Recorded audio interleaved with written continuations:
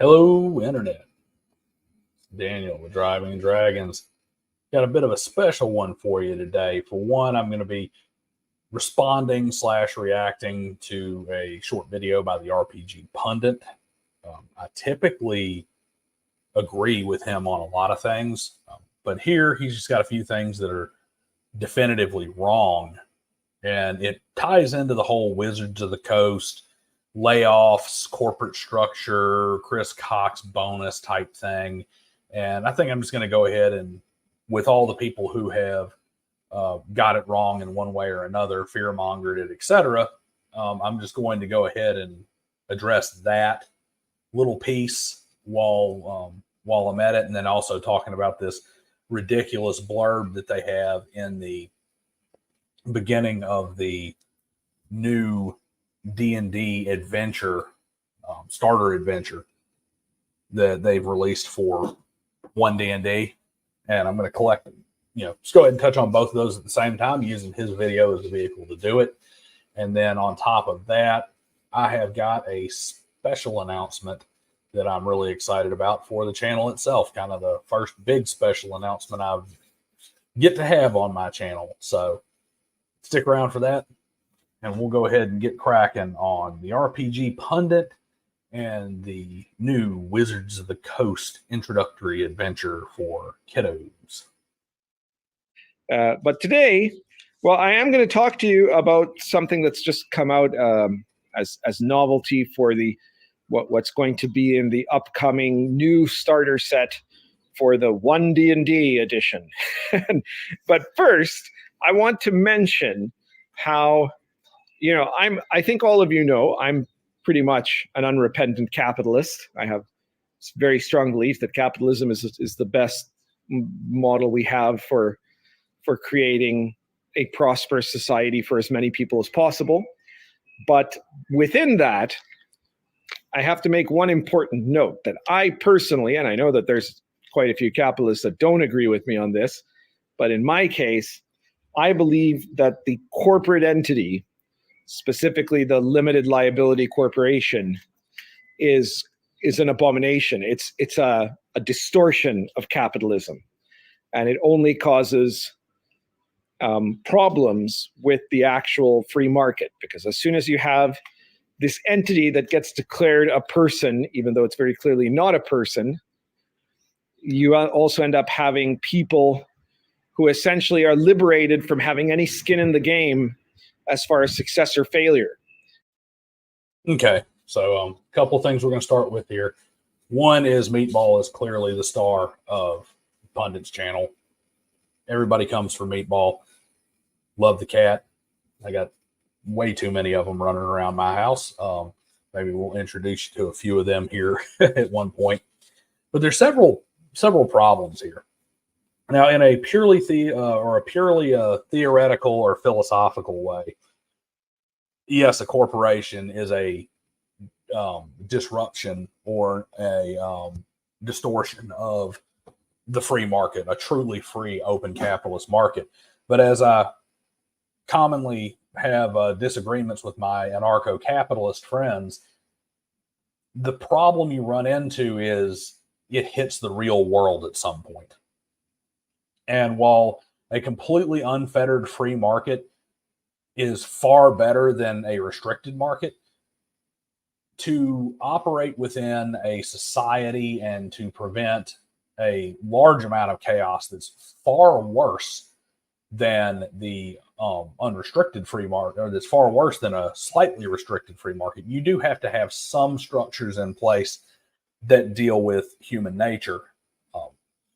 Because otherwise you're putting every single thing, every dispute, every issue between two people in conflict in the hands of a human judge that can be manipulated, that doesn't have a guideline to go by, and or at best has the non-aggression principle to go by.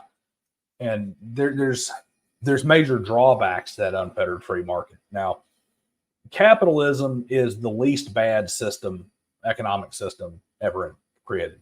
They all are flawed. They all have drawbacks. Capitalism has the least, because it's essentially incentivizes altruism.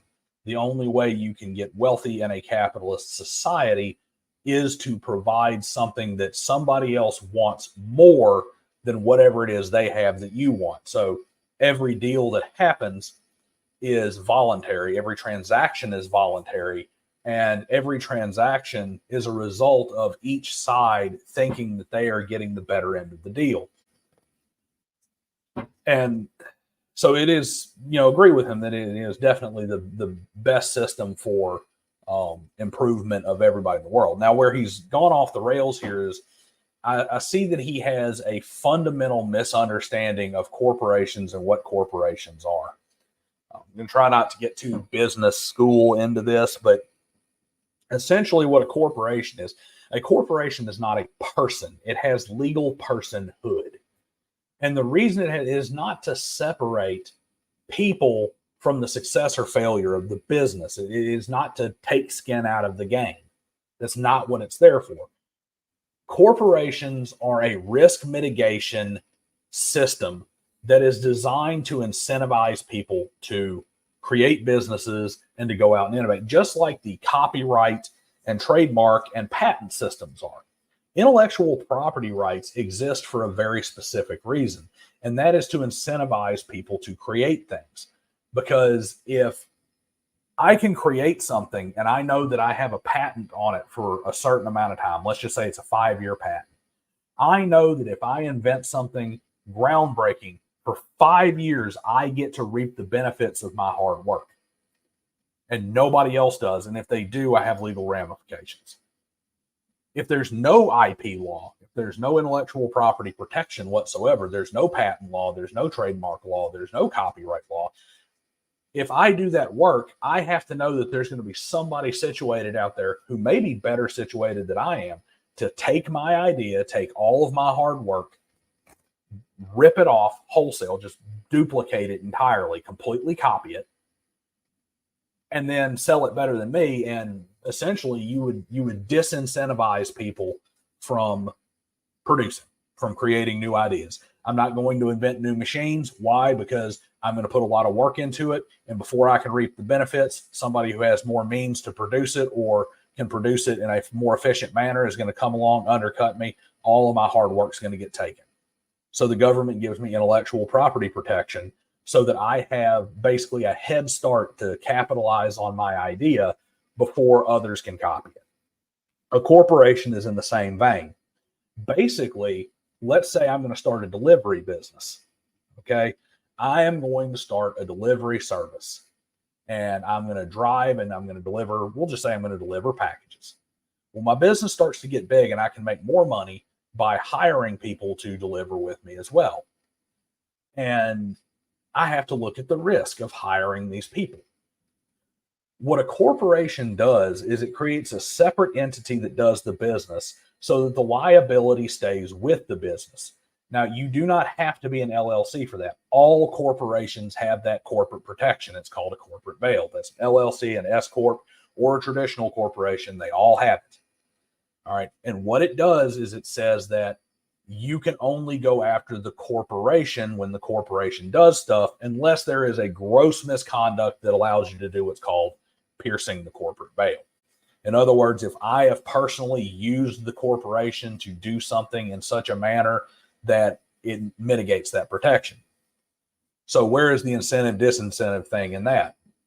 Well, I've got my delivery business and I've gotten to the point where I need to hire a couple of additional drivers, and that's going to make my business bigger. I'm going to make more money. There's my incentive, right? Well, if I don't have a corporate protection to separate my assets away from the corporations, away from the businesses, I hire you to drive the truck, right? And you back into somebody's Rolls Royce. Well, putting insurance aside in this case, just because I want to make a simple example here, you have backed my company's truck into the Rolls Royce. Well, that driver was acting as an agent of my company, an agent of my business. So they come after me. He wouldn't have been on the road driving that truck if it hadn't been for my delivery business. So he sues my delivery business. And when he wins, well, the delivery business doesn't have the money to pay for his Rolls Royce. So he comes and he takes my kid's college fund. So they make me have to sell my house. They make me sell my cars. They make me empty my personal bank account. My family gets put on the street because one of my drivers backed into the Rolls Royce. Well, guess what? That means I now have, I'm not only not incentivized, I am disincentivized from hiring people. And that's one of the things that, your government and society wants. They want people employed. They want more jobs. They want me to create those jobs. I'm not going to create those jobs, spread that wealth, and better those people's lives because I have personal liability now for what happens with the company. By forming a corporation, when he backs into that Rolls Royce, sure, they can come after the company. They can take my boxes. They can take my warehouse. They can take my shipping hub and force me to sell that stuff off to pay the debt. They can make me sell off the vans. But they can't come after my personal assets because the corporation is its own entity acting as its own entity. You can say, well, why didn't it just fall to the driver? Well, there's two reasons for that. One, if I'm suing somebody, first off, I'm going to sue the driver and the company, or the company owner in this case. But the driver probably doesn't have the assets. And that's what I want because you backed into my Rolls Royce. But the second thing is that now you've disincentivized people from having a job. If in the course of my work, using another example, say I'm a construction worker, and you know that I have to do dynamite blasting for my construction job, and through no real fault of my own, just an accident, for instance, it causes a split, which causes a landslide into somebody's backyard, wipes out their house, and you can come after me as the employee? I'm not working for you. I'm not, or you're going to have to pay me such an exorbitant amount of money that it's no longer worth hiring me. So a corporation removes all of these problems. The next piece that Pundit gets wrong here is Pundit, he talks about particularly the limited liability corporation. An LLC is among the lowest levels of corporation. And what he describes, he doesn't even have a problem with the LLC. Because an LLC is a very restricted corporation. It can only have a very limited number of shareholders. It's only one step above like a simple corporation where it's just a tax pass-through.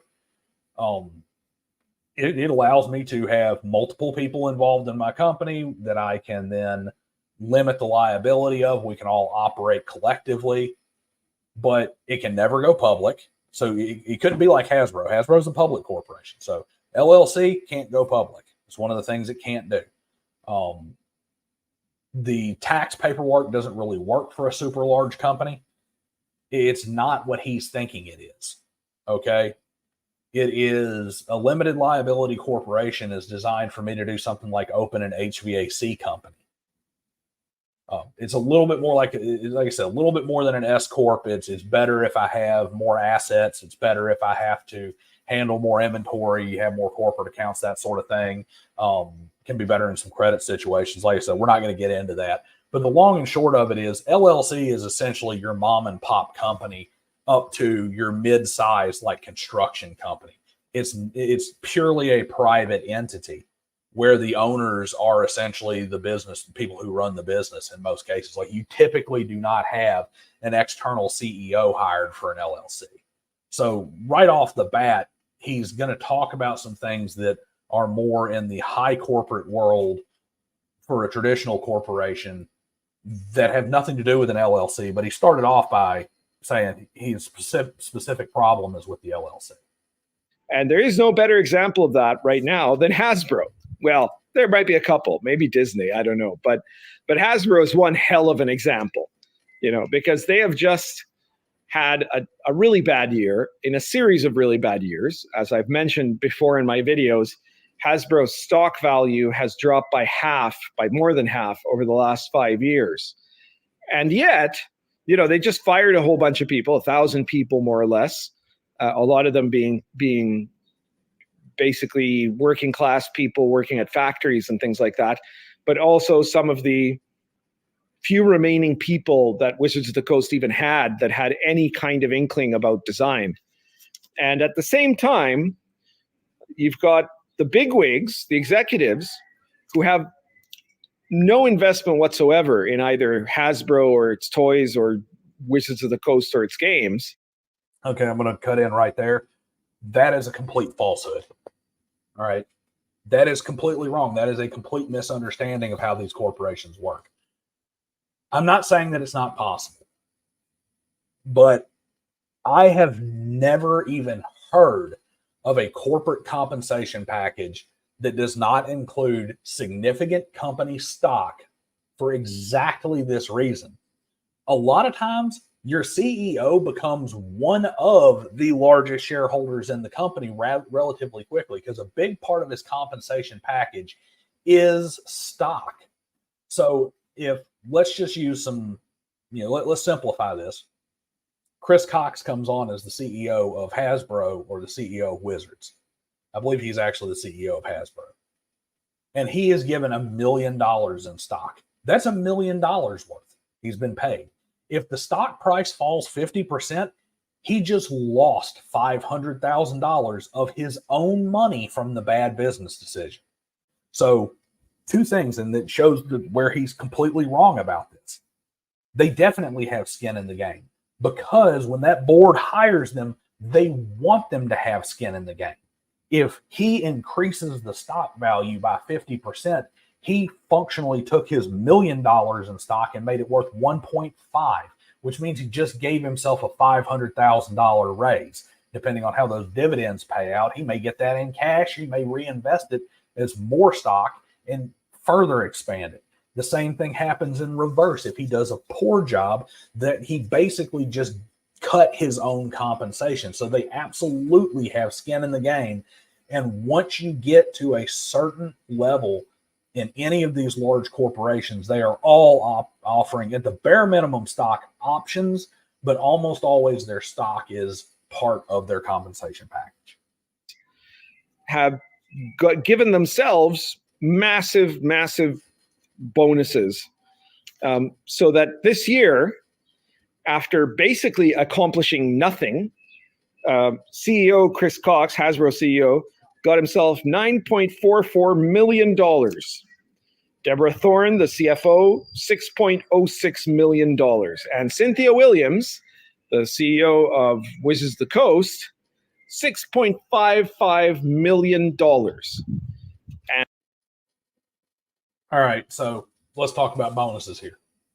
First, they did not give themselves massive bonuses, just so you're aware.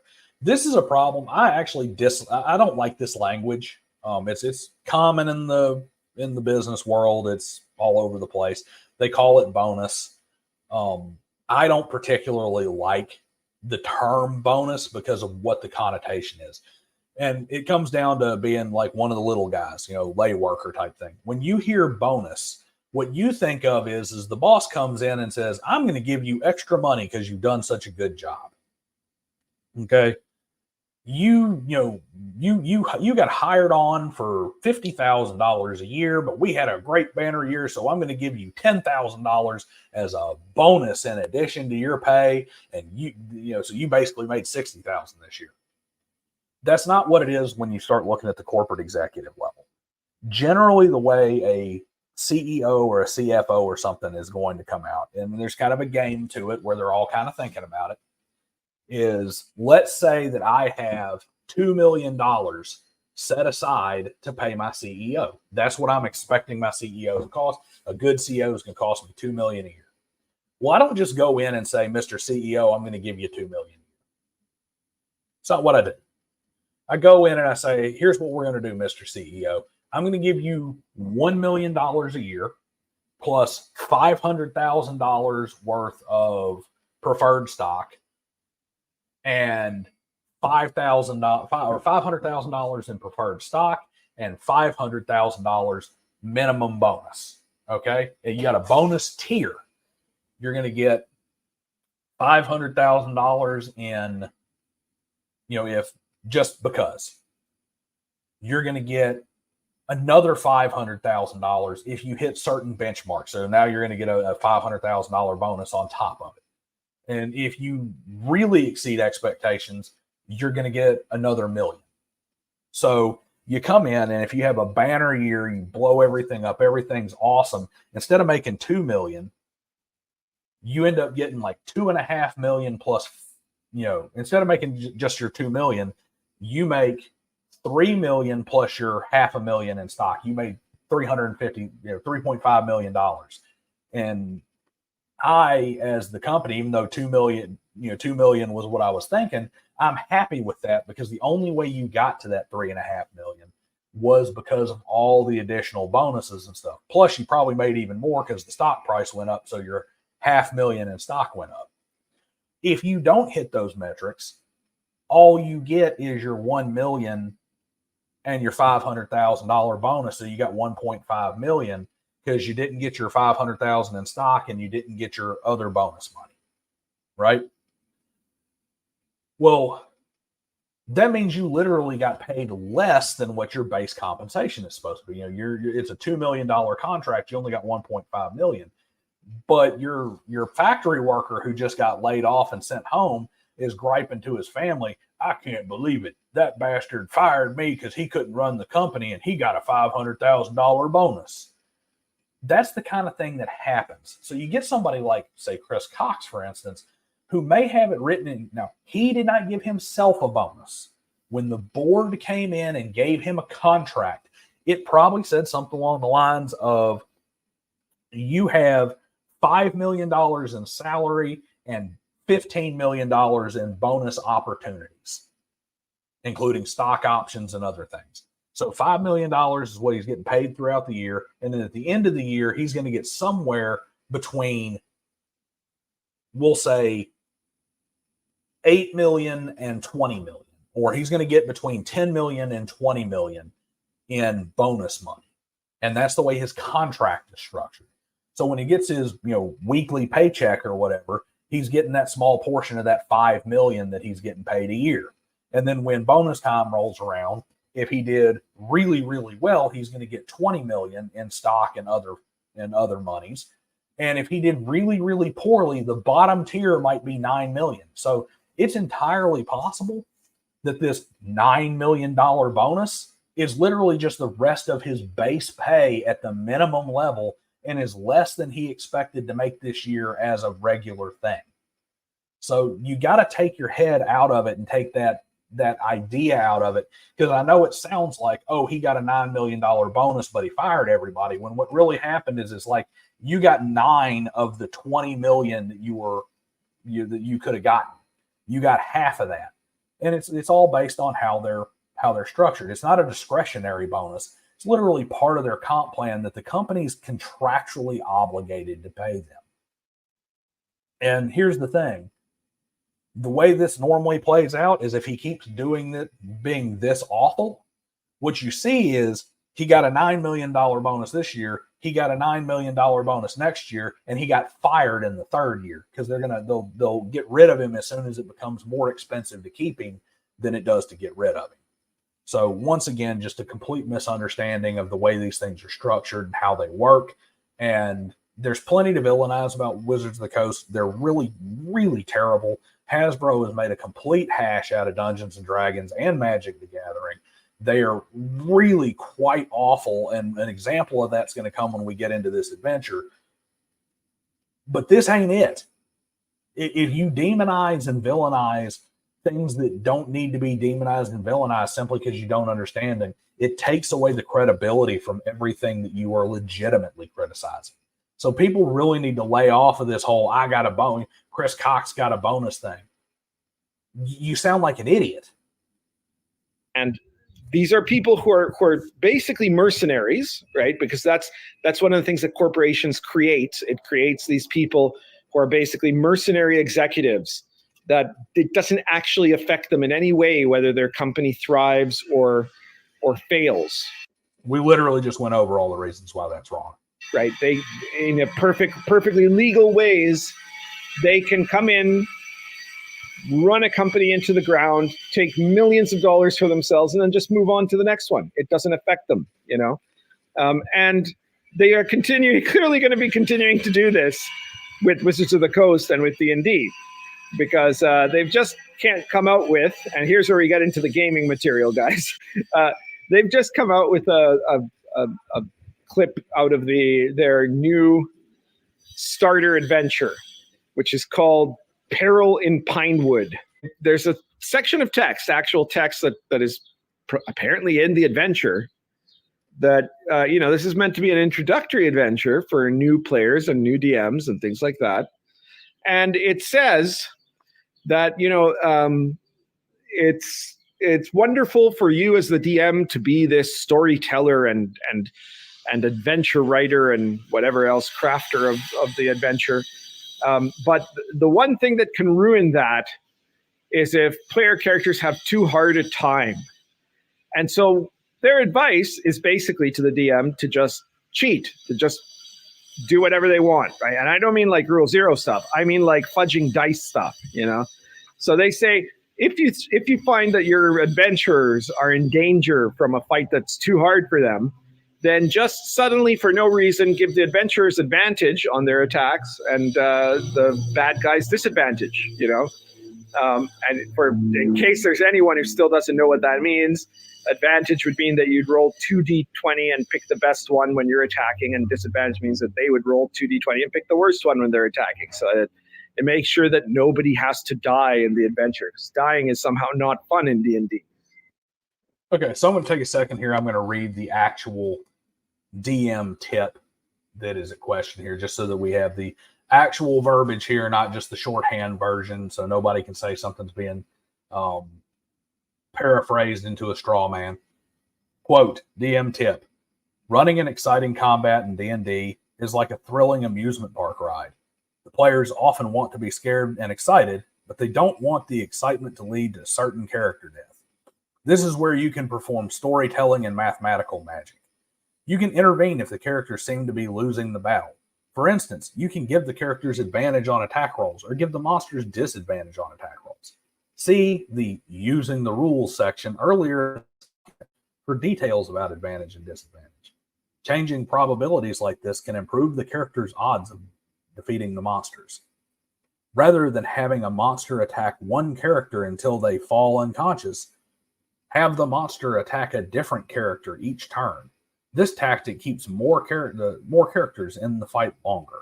You can even say the baby dragon rushed in and took down a monster, but try not to use outside help very often, unquote. Okay, this is like straight up Jenny D, horrible, hand holder, woke DM advice. It's awful. Now, one place I'm going to disagree with Pundit here. I have no problem with dice fudging. In certain instances, it has to be used. To me, dice fudging is an extremely high-level dungeon master technique. Like, rookie game master should not be fudging dice. Intermediate game master should not really be fudging dice. That is something that has to be used extraordinarily selectively in order for it to not be something that poisons your table. It has to be extraordinarily specific circumstances, or it has to be done in the right way. Like, so for instance, me personally, if I'm playing let's say I'm playing Dungeons and Dragons and I screw up and I have clearly made a monster that I've just really made a hash of things and some things compounded in a way where there's no way in hell that my players are going to be able to get out of this situation alive. And there's no reason that they would flee if they're acting in character. There's no reason they should get out. And this is purely they don't have a chance situation. Now, you could do the really stupid thing that this paragraph suggested and start making the monster behave like it's an idiot, doing these random, I'm going to attack this guy, then this guy, then this guy, then this guy, instead of making sound tactical decisions like focus firing something that's really dangerous, like a wizard or something, or acting like they have no intelligence or whatever the case may be, randomly changing their tactics. you could do something overt and obvious, like giving advantage for no reason, giving disadvantage for no reason. Or what you could do is maybe the critical hit wasn't critical. Maybe he's slightly out of range to, maybe that wasn't an 8 on a D8. It was a 4 on a D8. So the character still took serious damage and is probably dead no matter what the next time they get hit, but you didn't just one-shot 2 or 3 characters in a row. Okay? There's a place for it. There's also a place for it where if you got a situation where, like, a random encounter table or something like that, they're going from point A to point B. The session's been a little slow, so you throw in a kind of a throwaway encounter just so that, it speeds up some excitement and gets the players interested again. And you're behind your screen, and damn it, I'm just like, this die does not have any number on it except 20. And I'm just hammering through critical hit after critical hit. And next thing you know, your third level party is getting the floor wiped with them by a handful of goblins. All right. There's no reason that those characters should be getting wiped out in some meaningless encounter. It's just not fun, and it seems cheap and obnoxious. And while, you could roll in the open and everybody could be, well, damn, that's just bad luck. He's like, nobody wants to lose just out of bad luck. It sours things. But these situations and knowing how to handle them, that is not rookie game master behavior. It just simply is not. You have to, like that, it should really be reserved for higher level GMs. Now, what this thing is talking about is just abject stupidity. I mean, it is talking about the worst way to do everything. Just randomly step in and save people. That is X card safety tool bullshit. And it's bad for kids too. Because here's the thing. If you can't lose, there's no reason to play. God mode gets real boring real fast. When you go in and you're going to play like Doom or Quake or something of that nature, and you put on the God mode where you just can't die, it's fun to run around and clip through walls and jump 50 feet in the air, never run out of ammunition, kill everything in one hit, and not take any damage. That's fun for like 15 minutes. But after that, it's like, this is completely boring. Because if there's no chance of failure, you already know what's going to come out. It's just dull. And it goes back to, I've mentioned this before, the old Twilight Zone episode, A Nice Place. Nice Place to Visit, rather, where the gangster dies and he goes to, quote, heaven. And it's like every time he goes to the casino, he gets the best poker hand. He gets the craps table. The dice always come up his way. All the girls want him. They all want to be with him. They're all the most beautiful women in the world. The menu always has his favorite on it, and he always gets it comped. When he goes to play pool, he breaks the rack, and every ball goes into the hole every single time. And he is just, he never misses a shot or anything. He, whatever clothes he wants is everywhere. And he goes up and he's like, hey, oh, you know what I'm going to do? I'm going to rob a bank just for the excitement. And he's like, but if I rob a bank, is there any chance whatsoever I get caught? And they're like, no, not unless you want to get caught. And he's like, well, if I want to get caught, then it doesn't matter. He's like, why is there nothing? Why is everything turning out the way I am? He's like, you know what? I don't think heaven is for me. Take me to the other place. And of course, the guy says, what makes you think you're in heaven? You are in the other place. And his hell is literally being bored out of his mind because everything is always a victory. There's no way he can lose. He always gets what he wants. It's exactly the same thing that happens with this type of DM advice. Oh, Deus Ex Machina, the baby dragon just comes by and kills everything so that we don't have to worry about dying. That is terrible. And there is a very huge difference between maybe making some questionable tactical decisions or maybe having a monster choose something else that also logically advances their goal, like capturing somebody or something, or fudging a die every here and there. There's a huge difference between that and just hand of God, make sure that nobody ever passes away, nobody ever loses a character. Huge difference. Terrible thing. Going to poison your games. This is designed for kids. All you're going to do is design a bunch of kids who never want to play Dungeons and Dragons again. According to these people. And then it goes on to say that if that's still not working, then just have a dragon come in and attack the bad guys and then leave. Like, it just flies by and kills the bad guys. So this is the material that they are pushing for OneD&D. And of course, they have no idea what they're doing, right? That's just the nature of the industry. So these are people writing, these are probably some vegan cookbook writers, because I think that's all they have left there. They have a bunch of people left over from the Radiant Citadel that they're paying $10 an hour to type. And those people have no idea what they're doing, or what's the actual point of RPGs, or what's the actual fun in RPGs, right? An adventure where it's set up so you can't possibly lose is not actually fun, right? Like, that's like, I don't know, if you're playing, if you've got a video game, right, that's like, I don't know, a one-armed bandit simulator, except that it pays off every single time, what's the point?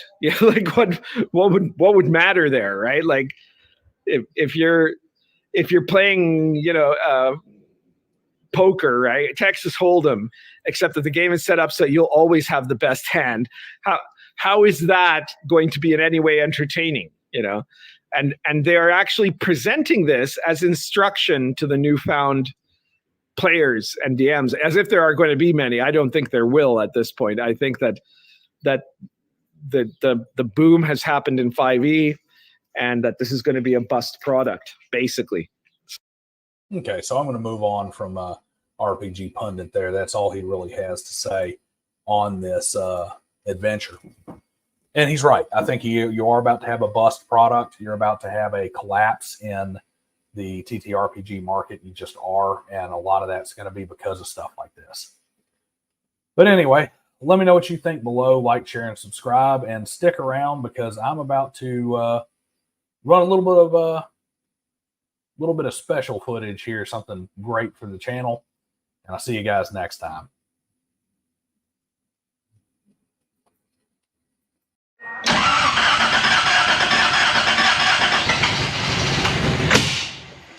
What was that? It backfired through blowed the boot off of the breather right there. All right.